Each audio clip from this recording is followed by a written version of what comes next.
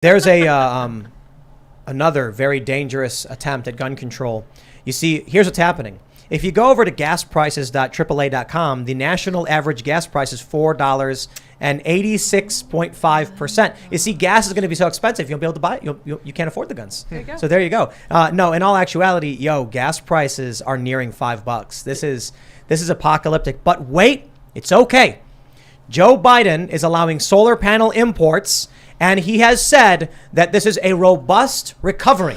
Where are those solar panels coming from? Are they coming from China? China, and where's China getting the minerals? China. Yeah, and where's China getting the minerals? This is the big caveat. Where's China getting the minerals to produce those solar panels?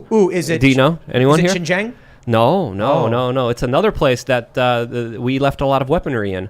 Afghanistan. Yes, there you go. It comes all full circle what here. What do I win? Nice. The Great Reset. Yeah. And the destruction of your country. Yeah, the internal. I don't want domestic destruction. But again, when we look at what the government has been doing here, these prices, we're just going into peak driving season. These prices are going to go up. The demand is going to go up. It's summer, dude. Yeah, with these prices, everything else is going to go up. It's not just paying at the pump. It's not just paying for gas. Your groceries, every other item is going to rise in price because of this domestic energy policy that is shooting itself in the foot and is literally creating this financial havoc that we are dealing with. Some people call this the Great Reset. Some people are saying that we need to destroy the old in order to build back better. Those are the talking terms of the Biden administration.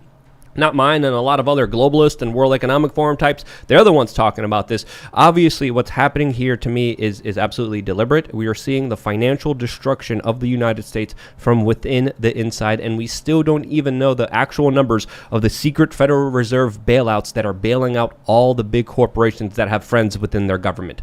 So things are scary. Things are absolutely terrifying, especially when you look at the financial situation. I just want to say, gas prices are high in part due to Joe Biden intentional climate change actions.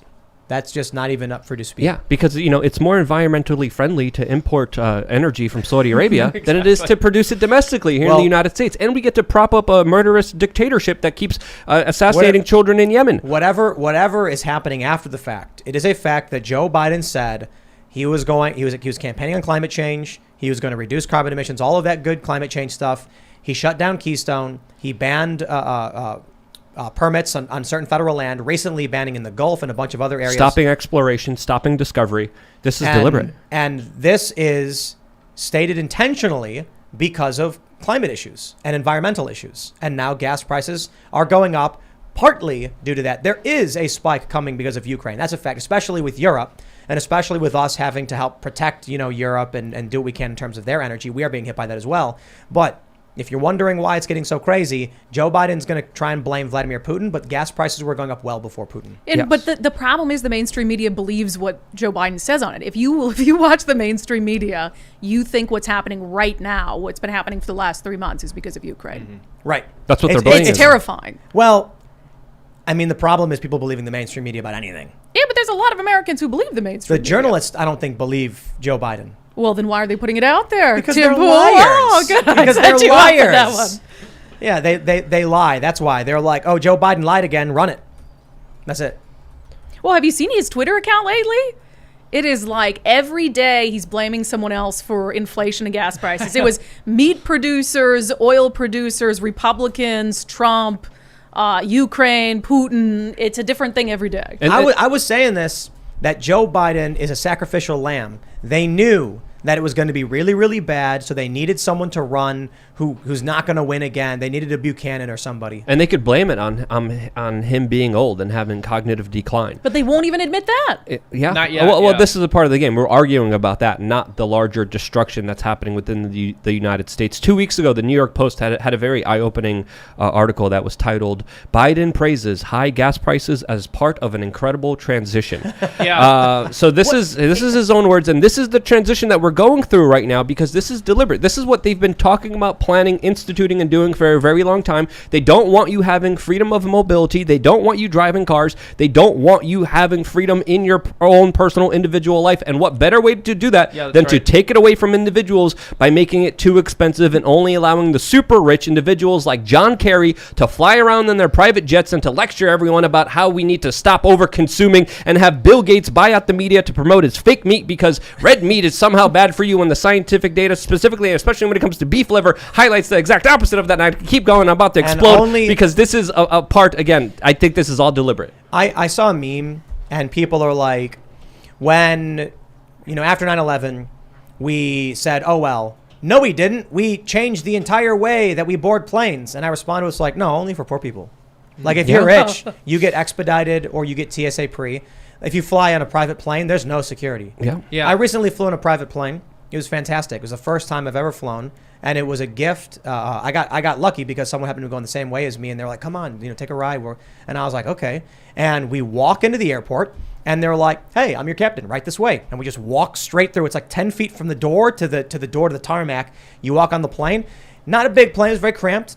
But, the rich people, they don't got to wear masks. They don't have to deal with the blue glove TSA agents patting you down, putting their hands where they have no business placing those hands in there. Yeah. Was it Elon's plane? Did you get a massage?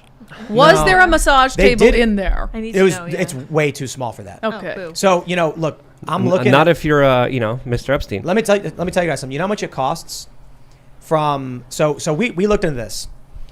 From DC to Austin, round trip, private jet. Just the base lowest rate. How much do you think it costs? $10,000. How much do you think it costs, Luke? Private jet from DC where? to Austin, round trip. 15, 20? 20.